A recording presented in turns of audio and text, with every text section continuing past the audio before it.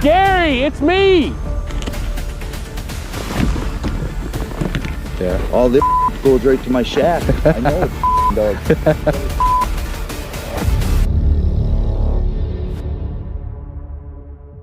A group of friends spent the day at a river in northern Australia, swinging from ropes, diving into the water, and enjoying the sunshine. It was the kind of carefree outing meant to become a lasting memory. What none of them realized, however, was that they weren't alone in the water, and that hidden danger nearly turned their fun into something much worse.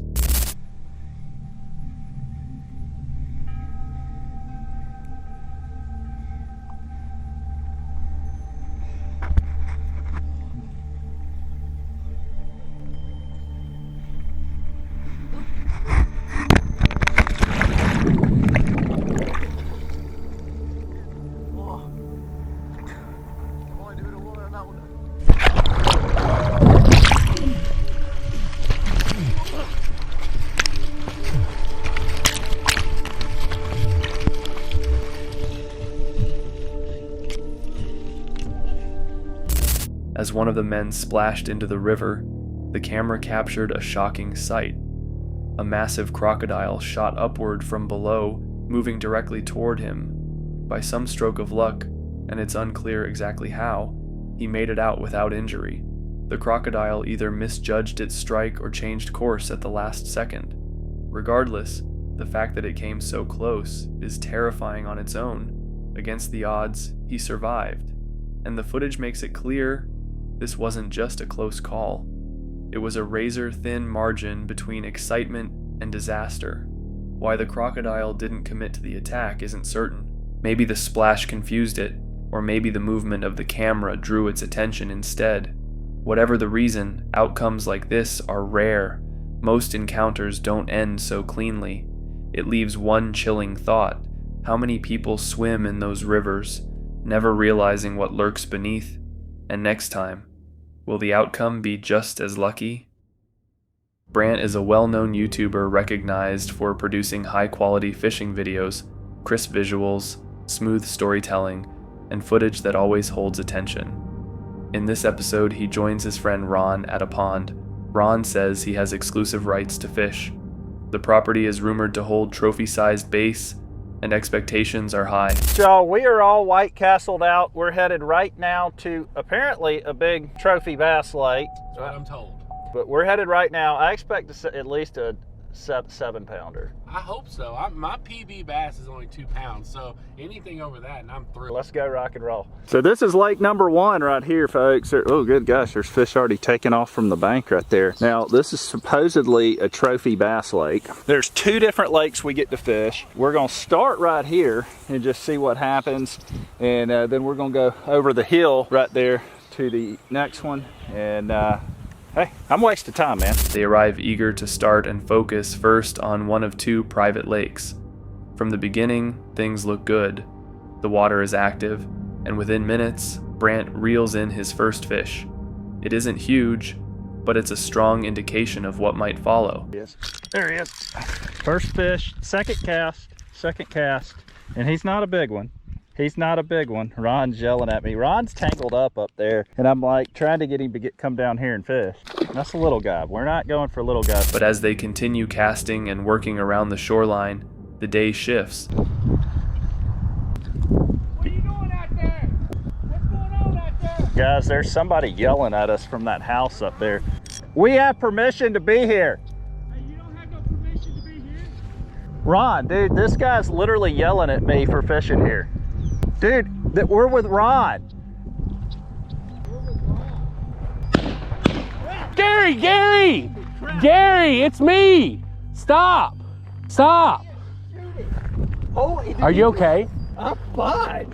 Gary, What in the world? dude, calm down. Hey, Ron. I didn't know it was you. We've been having some problems out here with people coming out here. We're not here to hurt nobody. We're just trying to scare people off. We've had stuff missing around here. I totally understand that. I'm more mad at Ron because Ron said he had permission. I do have permission. Yeah. Did you not know I was in town? Or I didn't know. You call me before you come. All right, cool, man. What's your name? Gary. Gary. All right, sir. Gary, listen, I've owned land, I've owned property. I understand. I completely understand, but I'm like a little freaked out right now. Yes, sir. All right. Yeah, Ron's got permission all the time. As long as you don't. I don't even know if I can fish in here anymore, dude. I have never had anything like that happen to me in my entire life, especially when you actually have permission to fish somewhere. And I get it, but land like this, dude. How are you so calm? I'm not like necessarily calm, but it's just like I get it. I understand. Like if I own land like this and people were trying to steal and stuff, I would probably be a little like I get. A voice suddenly calls out from a nearby house, accusing them of trespassing. What unfolds is a tense back and forth. The man doesn't recognize them and demands an explanation. Ron steps in, trying to calm things down, identifying himself and clarifying that he has ongoing permission to fish there. After a few moments, the man, eventually revealed to be someone Ron knows, realizes the mix-up. As it turns out, there had been recent problems with strangers on the property, and even reports of missing belongings. Even though they were within their rights, the situation clearly shook Brandt. Later, he admitted it was one of the most uncomfortable experiences he's ever had while fishing, precisely because they did nothing wrong. This incident underscores how having permission doesn't always guarantee a smooth outing. Without clear communication, misunderstandings can escalate quickly. For landowners dealing with theft or trespassing, suspicion and confrontation often come first. It makes you wonder, how many close calls like this happen without being filmed? And if it happened again, would the outcome be just as harmless, or could it end very differently? Alex is a creator known for soothing fishing content, quiet waters, slow-paced moments, and the occasional impressive catch. His channel is about escaping into nature, but one recent trip didn't unfold the way he expected. All right, boys and girls. First thing I'm gonna do is go talk to this guy right up here in this kayak and see if it's this guy's rod, and then we're gonna focus on catching fish. Water's like 2 foot down. It's chilly.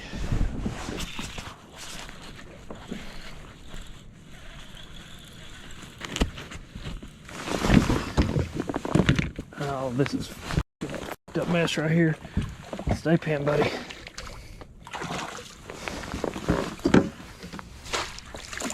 He's in. Woo! Anyway, what was I saying? I don't even know. We got a fish in the boat. Whew. There's one. It started like any ordinary outing on the river. He and a friend were kayaking, enjoying the stillness and casting lines, with hopes of landing something noteworthy. After a few hours on the water, with several fish caught and the sun beginning to set, they turned back toward the boat ramp. As they neared shore, an unsettling sight appeared. A man was lying half submerged at the edge of the ramp. The moment he noticed them, he leapt up and began acting erratically, pacing, barking like a dog, and groaning as if in distress. Alex immediately sensed something was wrong.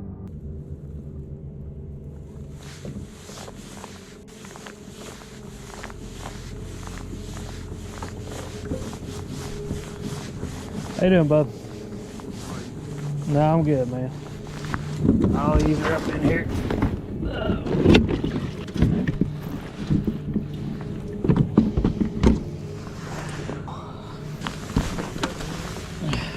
I always got a gun on me. I ain't gonna shoot you. I ain't gonna shoot you. You don't give me any reason to, I ain't gonna do it.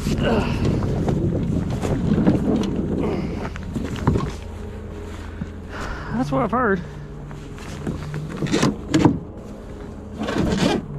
But since the ramp was their only exit, they had no choice but to approach cautiously. The man started shouting, making disturbing remarks about weapons and death. His behavior escalated quickly. Even as Alex and his friend tried to maintain distance, the man advanced, talking about wanting to die and throwing out vague threats. At one point, he even hinted he might harm them.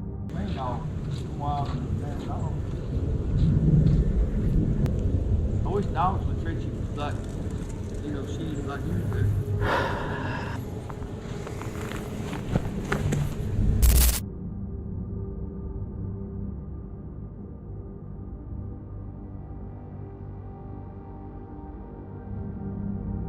It was obvious this wasn't just someone having a bad day. It was unstable and potentially dangerous. Call 911. Seeing the risk, they contacted law enforcement.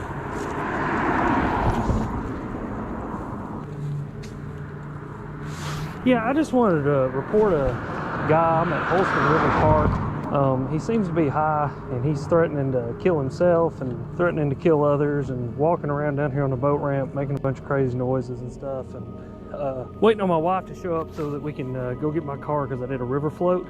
And already had to tell him to back away several times, and he's saying he wants to kill himself and stuff. We pulled up to the boat ramp where we were going to pull out and to meet Bethany so that we could get the kayaks loaded up. And there was a dude laying on the boat ramp high as a kite. And I don't know how much of it that I got on camera, if any of it at all. I know I got the call to the cops on camera, but the dude was threatening to kill himself, threatening to kill us, you know, just threatening to harm himself. And then he ended up getting in the water and just wasn't a good situation. You know, he was high on something, obviously. He was obviously putting himself in danger. Didn't want him to put me in danger or put me in a bad situation. So I ended up giving the cops a call, and they have showed up. I'm heading back that way actually right now to load the kayaks up. And Jacob said that the cops have showed up and that the guy jumped in the water and is now like running from them in the water, swimming away from them, and is like floating down the river because the current is so strong. I mean, there's, you know, 3-4 miles an hour current, and so this dude's high and he's in the water and he is floating away. So I don't know, I'm gonna get back down here, I'm gonna load up my kayaks and just get out of the... When officers arrived, the man bolted, not by running, but by plunging into the river and letting the current take him downstream. What makes situations like this so volatile is the state of mind involved. Someone appearing high while mentioning weapons or death isn't thinking rationally. That level of unpredictability can shift into danger instantly. Keeping distance, staying calm, and calling authorities was the safest move they could have made. It leaves an unsettling thought. What if they hadn't returned when they did? Or worse, what if the man had actually been armed? Encounters like this prove how quickly a peaceful day outdoors can collapse into something far more serious. In another unsettling encounter, this time on a frozen lake, the channel Shay's Outdoor Adventure captured a strange incident while ice fishing. Shay, who typically shares peaceful fishing content, was out enjoying the cold morning when he was approached by someone exhibiting aggressive and bizarre behavior. Morning. Oh yeah. Man, you've been out here every morning and night too, huh? Yeah. Oh yeah, live scope is nice. Any luck the past couple days? Oh yeah. Yeah. Any nice walleyes? Yeah. Yeah. My brother got a real nice one yesterday. But yeah, you gotta be fishing right now. What's on that thing? Live scope, LVS 34. Yeah. All this goes right to my shaft. I know it does. You better knock it off. What? Yeah. What? You too then. What are we up to?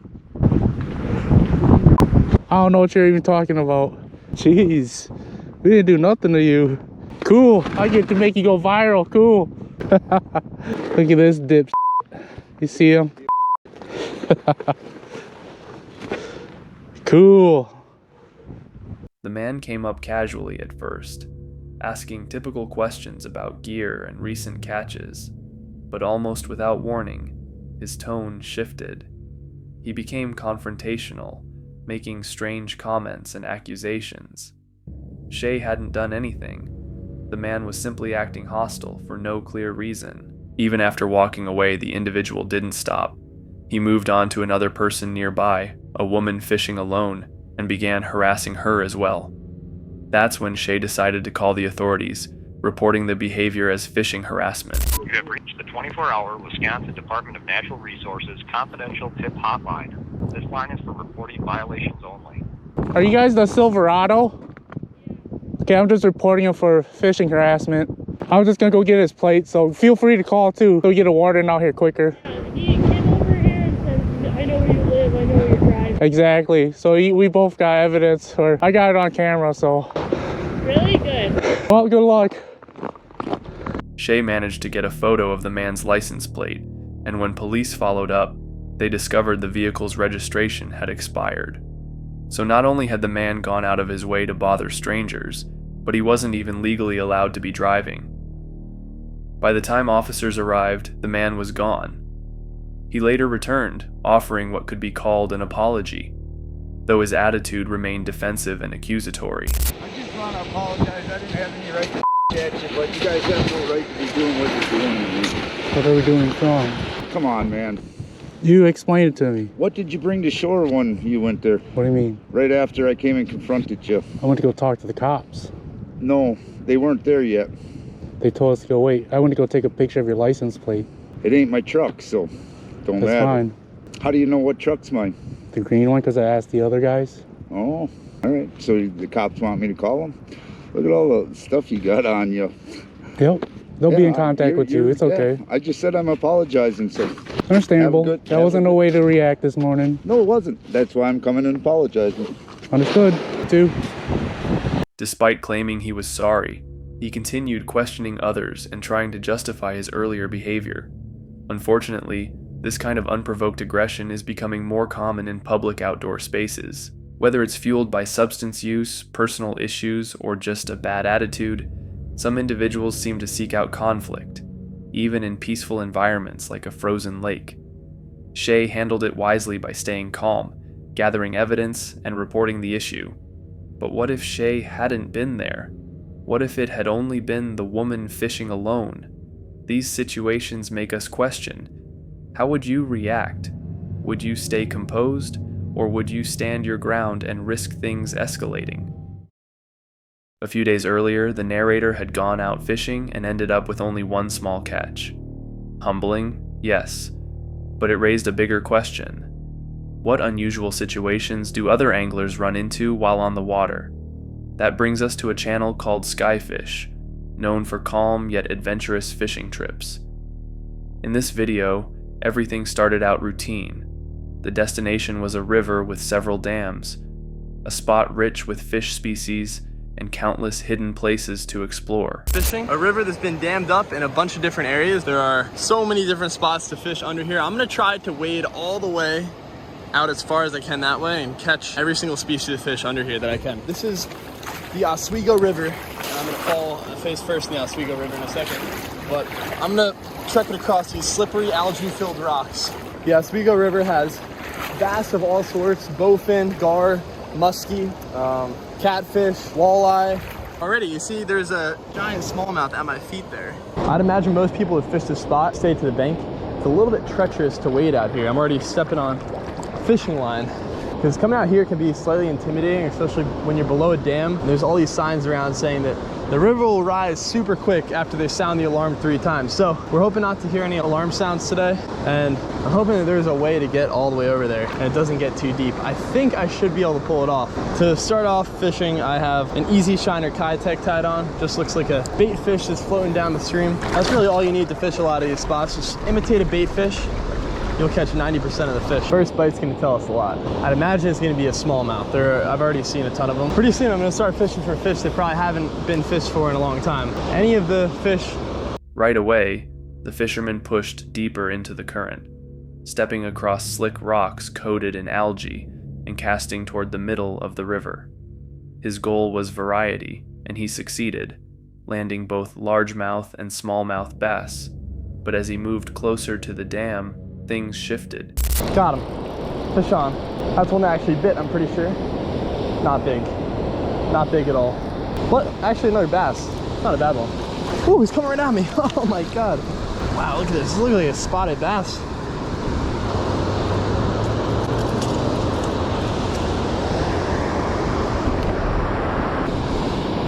I'm just waiting for that mystery bite from a true giant. Oh.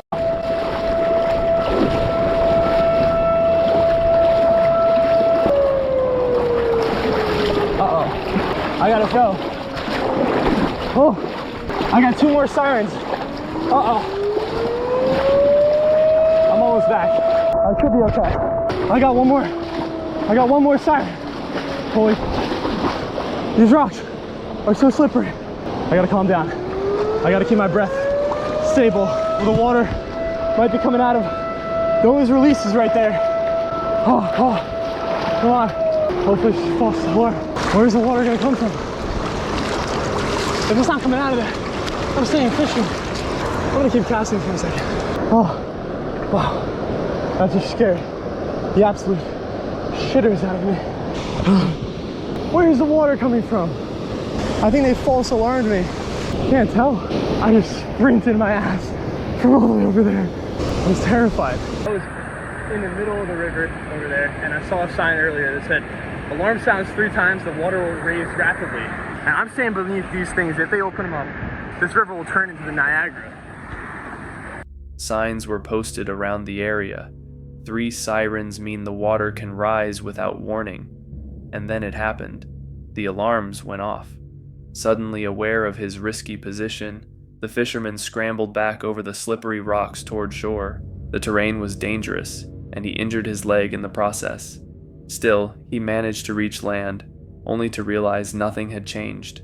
No sudden surge, no rushing water, likely just a drill.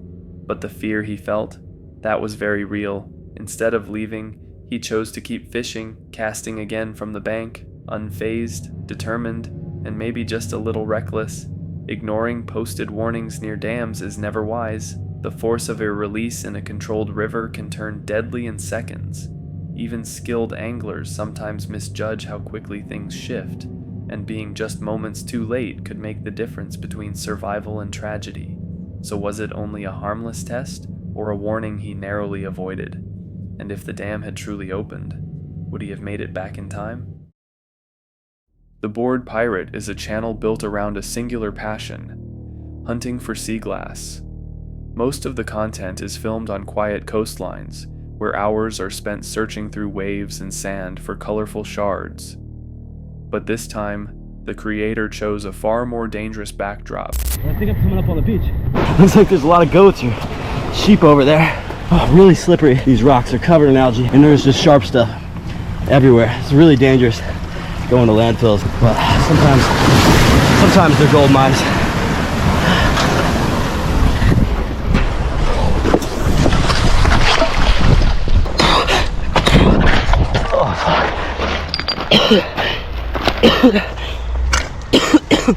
Oh man, that backhoe just covered me in fire.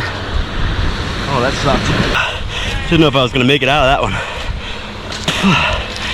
Wow, I got a little filthy. Like I said, it's a dangerous job, but somebody's gotta do it. Let's see if we can find some sea glass. Hey goats or sheep. Man, yeah, I'm just covered in soot. Had to hold my breath for a minute there. The edge of an active volcano. Instead of calm beaches, the search began along a jagged, slick trail lined with sharp rubble and slippery algae. It looked more like a dumping ground, unstable and full of hazards. Yet the area promised rare treasures, making the risk feel worth it. That's when everything went wrong. A nearby excavation machine unexpectedly triggered a blast of ash and debris, instantly swallowing the creator in a choking cloud of fire and smoke. The sudden heat wave and dense dust forced him to run blindly through the treacherous landscape, dodging rusted metal, loose rock, and broken fragments, all while holding his breath to avoid inhaling. The escape was frantic and dangerous. A single misstep could have sent him crashing onto jagged steel or sharp debris. This wasn't just uncomfortable, it was life-threatening. He eventually stumbled out, exhausted and covered in ash. Technically, the search wasn't over, but the near disaster raised a bigger question. While scouring places like this can yield unique finds, stepping into zones marked by volcanic activity or industrial instability comes with real consequences. These areas don't just pose risks of slipping. Heat, ash, and toxic fumes can turn a situation deadly in seconds. So, Was the pursuit worth it?